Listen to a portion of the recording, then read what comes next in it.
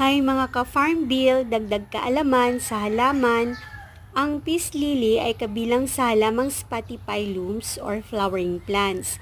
Pinaniniwalaan ng marami lalo na sa feng shui na ang halamang ito ay nagbibigay ng harmony sa mga taong nag-aalaga nito.